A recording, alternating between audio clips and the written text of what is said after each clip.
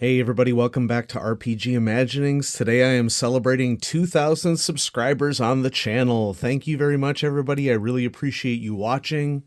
What I thought we would do in celebration of 2,000 subscribers is to take a trip down memory lane, and I gave viewers of the channel several options, and the one that got the most votes was King Richard for Traveler. And this is a really good one, I think, to do. And, shout out to the Traveler community for people who voted for King Richard. And if you didn't vote for King Richard, it's all good because I'm going to do every option that was available. We're going to do City of Lies for Legend of the Five Rings. We're going to do Bunnies and Burrows. Okay, we're going to take a look at Dave Arneson's work for TSR. All of that is going to happen on the channel because one of the things that I'm most interested here on RPG Imaginings is understanding the historical context of tabletop role-playing games. And that's important in my view because the history of tabletop role-playing games is a history of variety and people finding many, many different things to be interested in the hobby. And one of the sort of ugly things that has creeped up over the last couple of years in the hobby is this idea that there is no history in role-playing games other than Dungeons and Dragons, which couldn't be further from the truth. So in that regard, engaging on King Richard for FASA Traveler is a really, really good thing for us to do to actually investigate what the past was all about in the hobby. Because while Dungeons and Dragons was being produced, there were a ton of other games that were being produced in a wide variety of genres, and Traveler is one of them. So Traveler was first published in 1977, and people got their hands on the game. And just like anybody who gets their hands on a particular game that they enjoy, they start wanting to make things for that game. That has long been a tradition in the tabletop role-playing hobby. And one of the people who got their hands on Traveler and then started making stuff for it is Jordan Wiseman. And Jordan Wiseman is a titan in the history of role-playing games. He's the founder of FASA. But if you don't know who Jordan Wiseman is, or if you've never heard of FASA, which, to somebody who's been around the hobby for a long time, I got to process the fact that, and remind myself of the fact that people don't know what FASA is. It's not just immediately recognizable to them. If you've only been involved in fantasy gaming, you wouldn't have any idea that FASA was a thing.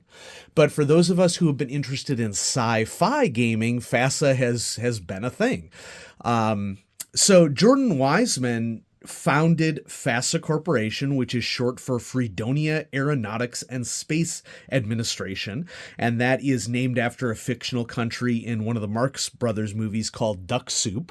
And so, like many writers for the tabletop role-playing hobby, Jordan has a sense of humor.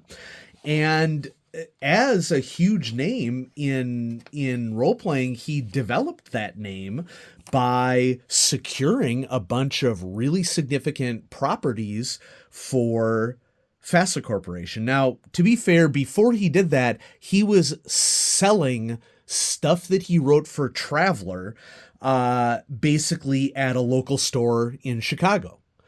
And then he was able to get licensing permission, doing freelancing work for GDW, Game Designers Workshop, and FASA produced a series of supplements that are like what we are going to be taking a look at with King Richard, of deck plans and scenario resources for Traveler adventures. Now, in case some of you in the audience are curious as to how significant FASA has been in the history of the hobby, I just want to throw a couple of quick things out there for you so that you can know a little bit more.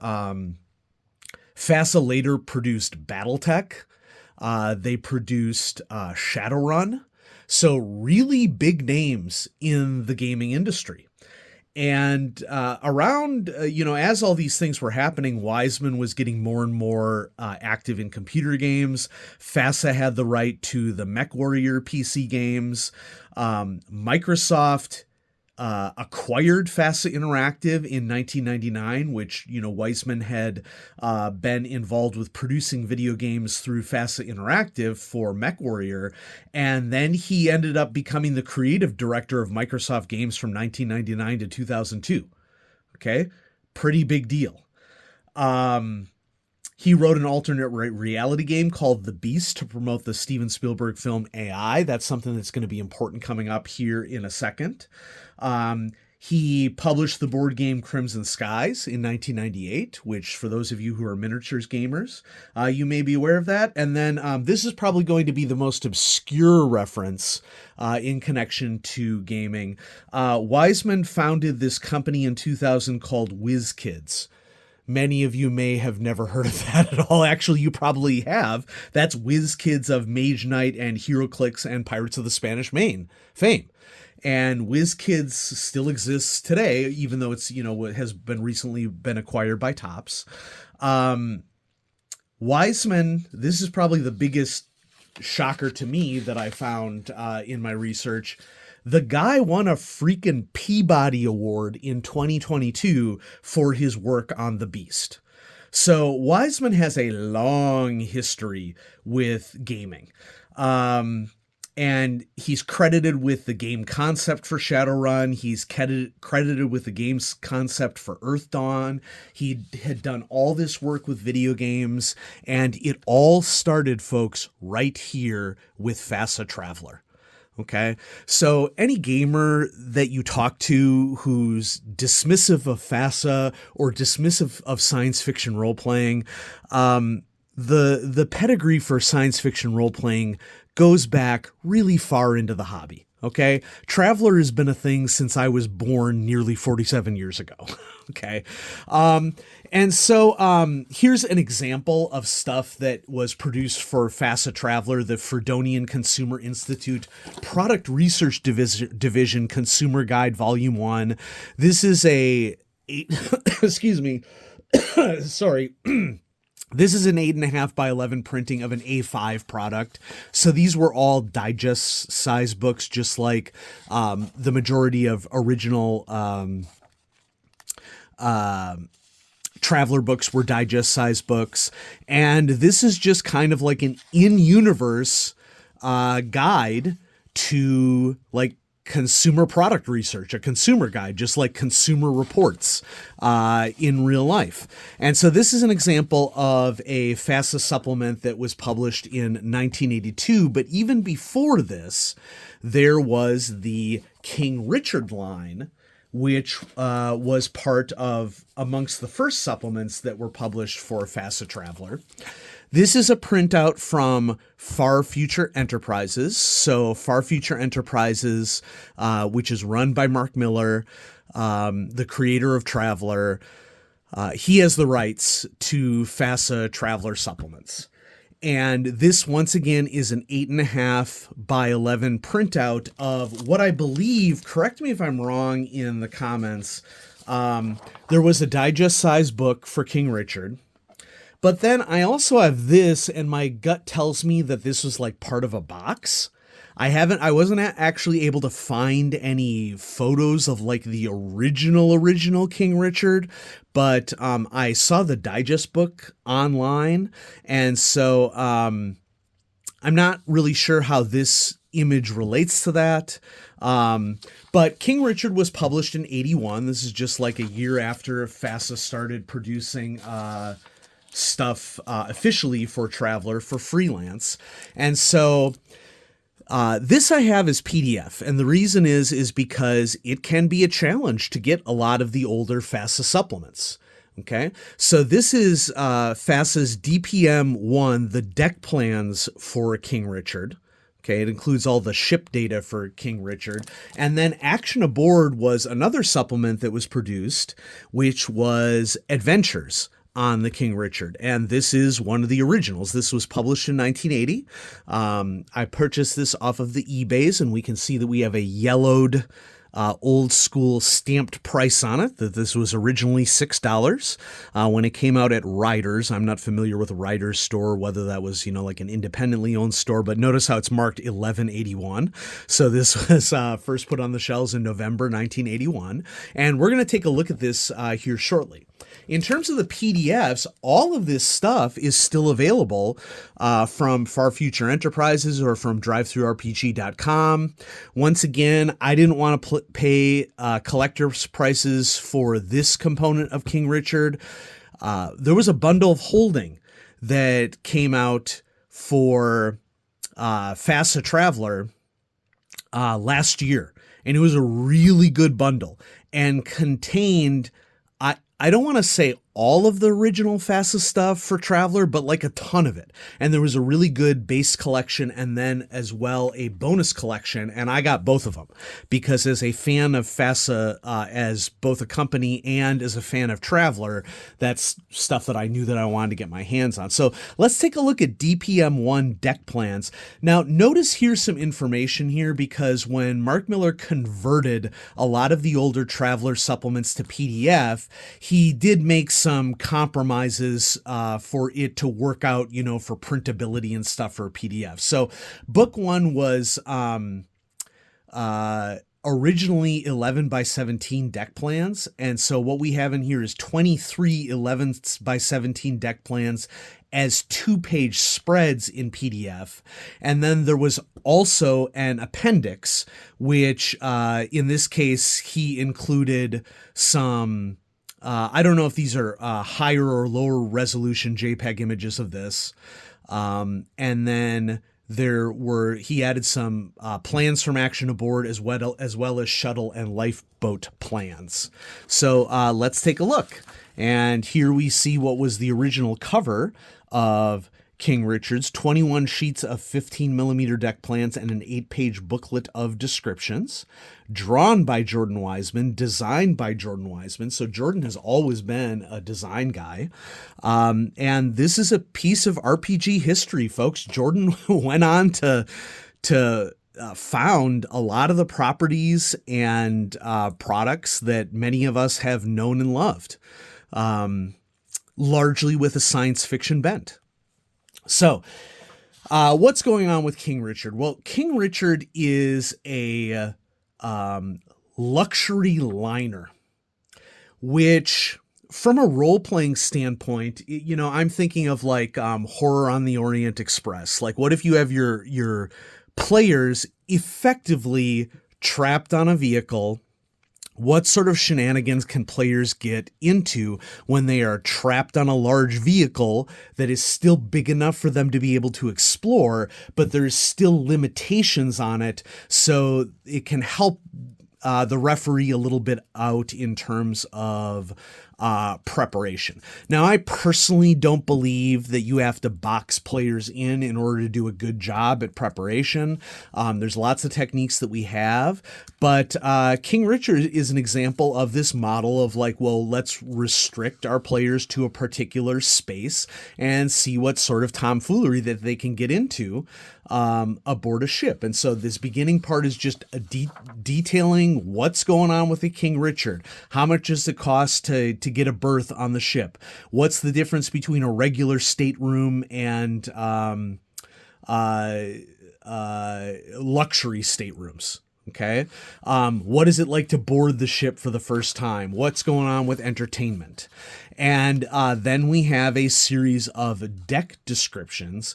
And the cool thing about King Richard as a product, which any tabletop role-playing nerd can appreciate, is that Wiseman accompanied these descriptions with maps, which tabletop role players love maps, whether it is maps of the decks of a ship or maps like a hex crawl that you can explore.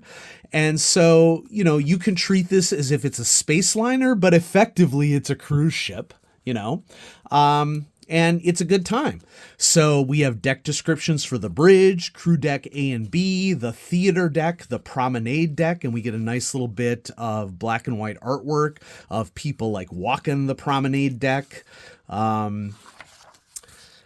So lots of details about what shops people might visit, the main deck, the pool deck, the dull deck. This deck has been named Dull Deck as there are no entertainment or any other facilities on this deck. Aside from the 31 stateroom and 4 lifeboat bays, the only other space on this deck is the passenger baggage storage area. This space can hold 220 tons of baggage or other material. Access, typo here, I forgive you, Jordan, to his area this should be this area, another typo, can only be gained with the aid of the passengers, room steward, and a ship's officer. This is a good opportunity to point out, though, that at this time, 1980, when this was first released, 1981, Jordan is collecting together a series of artwork, doing all the layout on this, likely typewriting this on a typewriter, okay, and sending it off to print. Okay. If we look at the credits here, the only other person who is credited here is L. Ross Babcock III. Gets some credit for the drawings. And so Jordan is basically putting this all together, and he got it licensed by GDW. We have info on the staterooms, what they are like, security. And then there is an advertisement here for the other ISCV products that were produced. Okay, so the Fenris, disguised as a 3,000-ton cargo ship, but she carries no cargo. Fenris carries 8 Valkyrie fighters and a large supply of missiles. We have the Tethys, a 1,000-ton mercenary transport. We have the LSCV Leander, a variable tonnage cargo ship that works like a space tug. Folks, science fiction role-playing gaming has been around for nearly as long as fantasy role-playing gaming has. And if that's not your jam, that's fine. Like what you like.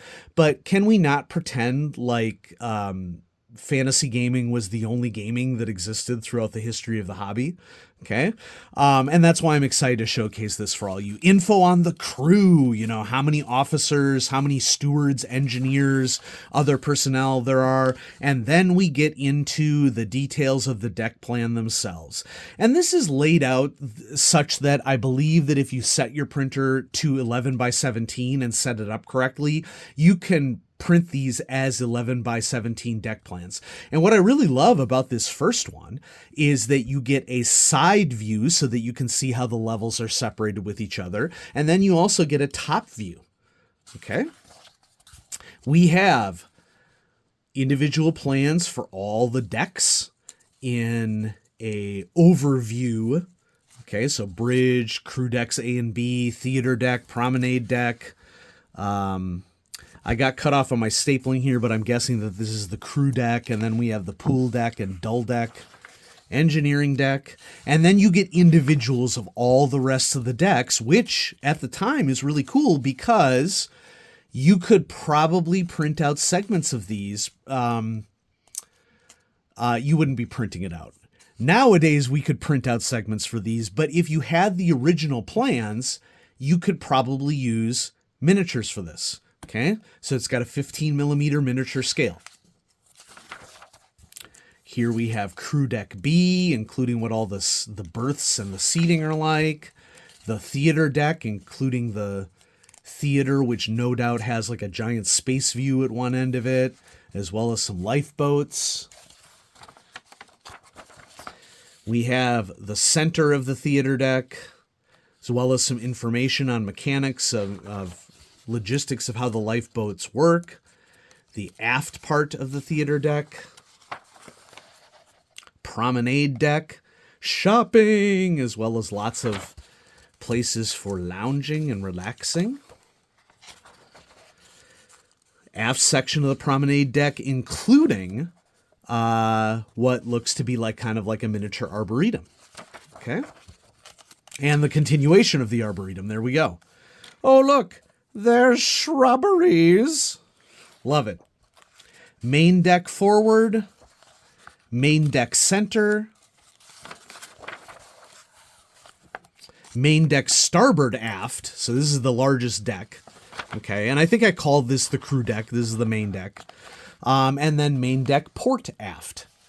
So, great environment to explore. It's large enough to be interesting, but restrictive enough to be able to tell concise stories, I would say, from a role-playing standpoint. The pool deck, fore, and then the pool deck aft. We have the dull deck, the forward section, and the dull deck aft. And we have the engine deck, including where the fuel stores are. And then finally, a shuttle and lifeboat segment right here. And then some action aboard inserts, okay, which we're going to take a look at this here shortly. Now, notice that one of the things that I think sets early Traveller supplements apart from original D&D and basic D&D supplements is in the perspectives of the writers and the authors comparing the two. Okay. Gary Gygax was a miniatures gamer, and it shows in his work. There's not anything inherently wrong with that, but it is a particular focus. Dave Arneson, when you look at Blackmore, there is much, much more of an attempt to do more social interaction and storytelling. Okay. And I'm going to be reviewing some Dave Arneson work here on the channel coming up in a couple of months. Sometimes I just feel things out and it's like, I feel like doing a Dave Arneson video. I feel like doing a Bunnies and Burrows video, but that stuff is coming up. Excuse me. Okay. But Traveller was much more focused on the Dave Arneson style of role-playing from the very beginning. Okay. Much more geared towards tramp freighter, galactic politics, social interaction. It was a different style of gaming than what original D&D was putting out there. Okay. And that's part of the reason why some of us are really bothered by attempts at historical revisionism in the hobby. Wow, you know what? I'm going to risk it. I'm going to smell it. Yep, smells like a musty attic. And you can sort of see that there's modeling around this. It is kind of a glossy cover. And then on the inside, we have some yellowed paper. This booklet was published in 1981. So I was 4 going on 5 at the time this book was published. And it's a cool part of role-playing history. I was actually able to get this copy of Action Aboard for kind of a ridiculous price on eBay. I think I kind of lucked out because I saw this auction. I saw this auction and it was like $16 or best offer. And I'm like, what? For an original Action Aboard? Are you nuts? Okay. And so this was a really good acquisition for me. You can get King Richard supplements on eBay. They usually go for significantly more. Okay. But there's a little surprise that we're going to see at the back of this book that I'm really excited to show all of you. And so here we have an original Action Aboard. Welcome aboard the King Richard, pride of the PEL fleet. After you pass through the security checks at the starport, you exit your shuttle and meet your steward. The friendly faces of the crew members only add to the excitement as you realize that you are aboard the most luxurious vessel in Imperial space. Remember, folks, that this is 4 years after Star Wars came out. This is after Empire Strikes Back came out. So there's a lot of passion behind telling space opera stories. So there's a lot of info about arrival on board, different NPCs that you can meet, who is the captain, who is the chief navigator. So we have some personalities with some nice drawings here. That's cool. Murder. So here we already have some examples of where in this supplement we have some adventure hooks happening. Okay. And those adventure hooks are maybe more than you go into this room in the dungeon and there's monsters there, and it's assumed that you kill them as quickly as you can and take their treasure. Okay? Not my style of gaming, might be your style of gaming, hasn't been the only style of gaming that has existed throughout the hobby. Okay? Please recall that rumors of the liner and tales of riches and scandal aboard, as well as stories of previous festivals on her arrival to any given planet, usually A or B class starports, should be mentioned to the players sometime before the ship is used in the campaign. If the art style strikes you as familiar, there might be a reason for that. Kevin Ciambieta, 1981. Kevin Ciambieta created the Rifts role-playing game. So we are looking at some serious legacy history here. Ciambieta did this drawing as well. Okay? I find it really interesting, like the luminaries that we know in the hobby, how they got their starts. I'm not exactly sure if this is where Kevin Ciambieta got his start, but he had to start somewhere. And this is before Rifts was first produced. So, who knows? Here follow descriptions of 7 people who, in the course of their lives, have crossed and cursed each other. The motive exists for any one of them to kill any other. Here are their names. I mean, this is a different style of role-playing than existed in basic D&D and original D&D. I'm not saying that those things didn't develop over the first couple of years of D&D, but we can see how the early aspect of the hobby is developing and changing. And so now we have info on these people.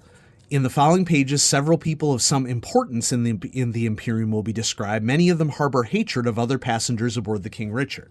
So this is just details, essentially not only extended character profiles, but scenario hooks of how you can start getting characters encountering incidents, so to speak, aboard King Richard. And then we have some minor characters to round out the section as well, including some of the officers. Next, okay, we have a scenario. Okay, freebootery denied. It appeared to be a peaceful gathering of the escorts surrounding the King Richard. 4 Type R merchants, 2 broadsword-class cruisers, a Fenris, 6 Far Traders, and a Jump 3 bulk cruiser took up their positions around the great liner. Small stipends were paid to each armed vessel, which now floated in the outer circles. The handful of unarmed merchants trailed the main body for protection at a distance of 9,000 kilometers behind the King Richard. The player's vessel takes up position according to its armament. As the convoy approached their jump position, suddenly the bulk cruiser accelerated at a supposedly impossible 6 Gs. 6 Gs isn't impossible. Okay. The radio frequencies were jammed. I mean, it would be inadvisable if you weren't strapped into crash couches, or if the vessels did not have, artificial gravity or something like that. The radio frequencies were jammed with mayday calls originating from the maneuvering vessel as it matched course and speed with the liner. It collided and locked on as laser blasts from the escorts glared in the darkness of interstellar space. Dozens of figures in combat vac suits leapt from the bulk cruiser to the hull of the King Richard. Reports of mutiny aboard, as well as fighting near the airlocks, were stilled as the bridge was taken. These are the kind of stories I want to tell in role-playing games. Okay? And I was still a toddler when Jordan was writing this. Okay? Moments after the hijackers had boarded, the captain of the Norms, the Fenris-class escort, made a broadcast appeal to all escorting vessels: assist in retaking the King Richard and receive a 400,000 credit per person stipend, plus medical costs, equipment losses, and a bonus paid to nearest relations in case of death. Already half of the convoy have agreed and have been assigned a landing spot on the hull. It is now the player's turn. And so hints from the referee as to what could be done. We have random encounter situations. We have a UPP table. The UPPs in this table are intended for use as encountered crew mutineers or boarders. To use, first roll 1 die for the column, then cross-index with 1 die for the row. This will give a randomly generated UPP to add weapon skills. First, check type carry, then roll 1 die on expertise schedule, blah, blah, blah, blah, blah, blah, blah. And so there are tables here that you can roll for random dimensions. Okay? This is very typical Kevin Ciambietta artwork, okay? I'm not saying I like it because over-sexualized, in my opinion, okay, and unnecessary. Very typical of the artwork that you will see in Rifts. I like this one a lot better, okay? And I love inked pencil drawings for role-playing games. Outline adventures. The remaining adventures are described below in much less detail, just enough so as to allow the referee room for own innovations and to give wide-ranging examples of uses of the liner King Richard. These are essentially encounters. And it appears that they can be developed into more significant things than just encounters. But there's a wide variety of stuff that, honestly, if you picked up King Richard, this is a great variety of types of encounters just for Traveller or any science fiction role-playing game just in general. We have a passenger brochure of the ISCV King Richard, sort of already a handout that you can give to players. Deck descriptions, which match up with the deck descriptions that exist within the other product that we looked at. Okay. And then this is part of the reason why I bought this. Folks, this was complete. Okay. It included the map that originally came with this supplement. So here I have a 11 by 17 pull-up map. It's a little stained. It gives it character. Okay. Drawn by Ross Babcock. It says in the lower right-hand corner here. And we get some examples of staterooms. We get a side view of level separation. We get a plan or top view of level separation. And then on the other side, and of course, orientation should be like this. Okay. But on the other side, we have a map of all the decks that, even with, this is done in blue ink. My guess is to prevent photocopying. Okay. So if you notice here, the blue doesn't run. The lines are in black. So what could happen here, I think, is that the blue is indicating fuel lines would be my guess. Air ducts. Okay. So what you could do is you could photocopy this and the air ducts would remain on your referee copy, but they would not show up on a player copy, which is really cool. Okay. That's a really good idea. But you could also blow this up in segments. Maybe not big enough to get it to miniatures quality, but the idea here is that they want you to also purchase the other King Richard supplement, the DPM1 deck plans, to go along with it. But, I got to hand it to Jordan Wiseman. This was a really good idea for FASA to get involved with. This guide here, I should give credit where credit is due, written by Bill Paley. And together, we're producing fan material for a game that people love and licensed in 1980 for Traveller. And this is a piece of RPG history, and I'm excited to show it to all of you. And I'm excited that this is part of my collection, because the fact that it's complete with a map and really shows the early variations of what was happening in the hobby, even in the 1970s and early 80s, it's just really cool. And so thanks everybody for 2,000 subscribers. I really appreciate it. I'm never going to ask you to subscribe or like or anything in a video because, one, you know the drill, and two, I really like to do these things off the cuff and just to share exciting things with you. If you subscribe, great. If you don't want to subscribe, that's fine too. Okay. But I enjoy sharing our mutually shared hobby with all of you. And so, comment below about what interests you the most about King Richard. And I'm actually kind of curious, how many of you in the audience knew that FASA was a thing? How many of you knew the legacy of FASA? How many of you knew about King Richard as a supplement for Traveller? Because I know I have a very large Traveller segment of my hobby. And there are a lot of people in Traveller segment, I should say, in my audience. And there are a lot of people who are just fans of RPG history in my audience too. And so I'm interested to hear what you think about this and what sort of memories this drums up in your brain. So thanks again, everybody. Thanks for watching. I'm going to have some more fun looks at the history of the hobby, both modern and older, here on RPG Imaginings.